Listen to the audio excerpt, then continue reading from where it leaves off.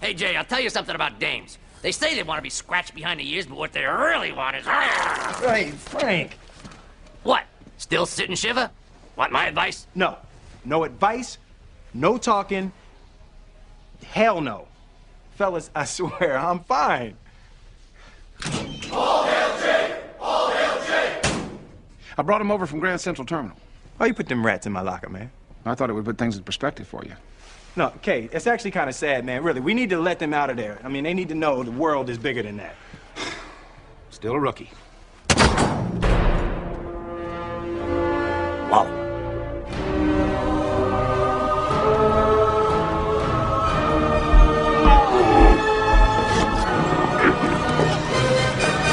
If we can understand the place that we exist within right now without letting it freak us out, you know, just overwhelm us to where we want to go hide and like believe in anything except this because it's too big and too scary and too much in the drama to deal with. If we can just face it and say, boy, that's interesting, didn't teach that in high school. We can stay in our power during this. Right now we're on a planet where most of the people are what we call sleepers. They're going to stay that way in this cycle. There's not enough time, and the drama has gone too far, too fast, for them to have time to sufficiently wake up and begin to understand these things. There are so many people that are absolutely addicted to dogmas because they've been told that's the way it is. Their generations before them have been told that's the way it is. They find their race identity through identifying themselves with any particular dogma. There are people in these regions that identify with the Olympian god dramas and all of that. There are the Christians that identify with the Christian dogmas.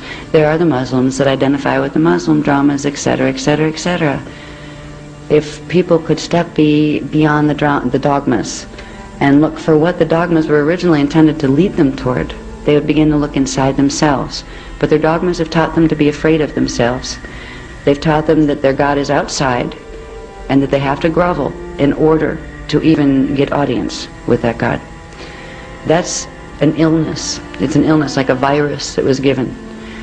That virus takes a while to cure, just like a computer virus. You can't just push a button and it's gone. Sometimes you really have to heal that program before the virus goes away.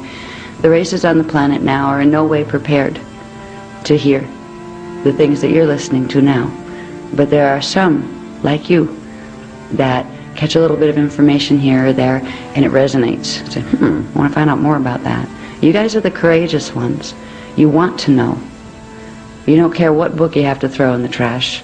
You want to know what the truth is because you have a feeling for connection to God. You have a feeling that came with you in this lifetime and in many others, and that's a feeling that guided you. You wouldn't have that feeling if you didn't have some degree of a Christos spark at birth. That means even if you started out as an Illuminati race person in one of the earlier dramas, you have managed to bring enough of the bioregenesis into the DNA where you have at least some of the 12 subharmonics and some of the strands, or you wouldn't relate to this material at all. It would completely turn you off and you probably hate the messenger, you know, like a lot of people out there do.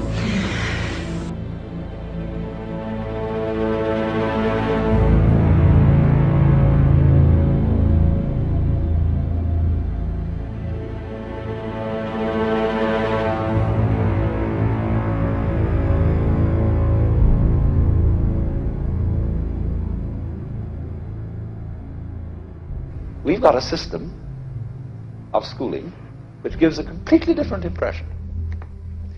It's all graded. And what we do is we put the child into the corridor of this grade system with a kind of, come on, kitty, kitty, kitty.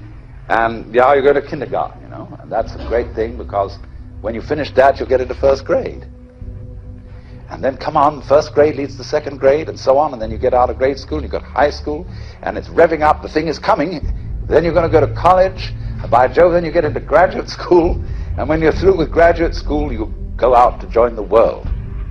And then you get into some racket where you're selling insurance, and they've got that quota to make, and you're going to make that, and all the time, this thing is coming. It's coming, that great thing, the success you're working for. Then when you wake up one day about 40 years old, you say, my God, I've arrived. I'm there. And you don't feel very different from what you always felt. And there's a slight letdown because you feel there's a hoax. And there was a hoax. A dreadful hoax. They made you miss everything by expectation. Look at the people who live to retire and put those savings away. And then when they're 65, they don't have any energy left, they're more or less impotent, and they go and rot in an old people's, senior citizens community. Because we've simply cheated ourselves the whole way down the line. We thought of life by analogy with a journey, with a pilgrimage, which had a serious purpose at the end, and the thing was to get to that end. Success or whatever it is, or maybe heaven after you're dead. But we missed the point the whole way along. It was a musical thing, and you were supposed to sing or to dance while the music was being played. But it's reality. Well, dreams, they feel real while we're in them, right?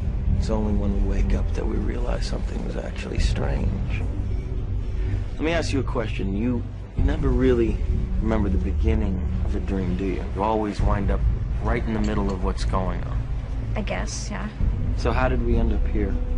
Well, we just came from the, Think about it, Ariadne. How did you get here? Where are you right now?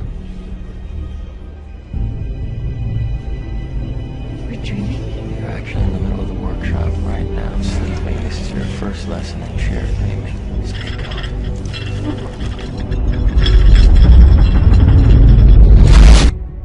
Then we start to see reality in a different way. This is a wonderful quote.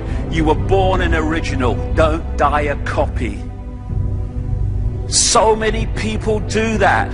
They go through their lives thinking the norm in society is the only possible perception of reality. And because the majority appear to believe it, therefore by definition it must be true.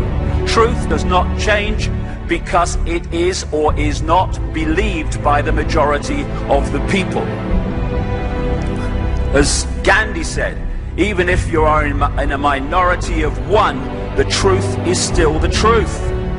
Or as this proverb says, the multitude is always wrong. And invariably, when you look through what we call history, it turns out that way. It is the people who have challenged that have moved us forward in terms of our understanding of who we are and the nature of the world we live in. It had something to do with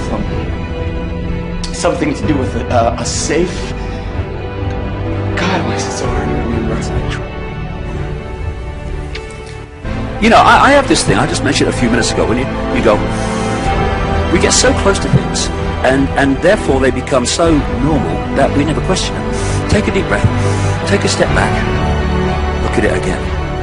Traveling through space, throughout our galaxy, and discovering cultures who had reached advanced maturity that had actually destroyed themselves because they lost their original intent.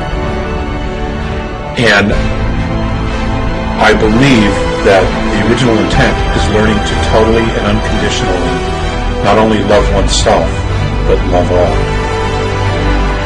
When you lose focus of that, things just begin to disintegrate. I don't understand why you have to pay to live on a planet you were born on. And then, I mean, it's such a simple question, and it's haunted me ever since. And you know what, ladies and gentlemen? Ask yourself that question. Why do we have to pay to live on a planet we were born on? And who are we actually paying for the privilege of being alive here? Who made them the boss? Who put them in charge? You know? Think about that.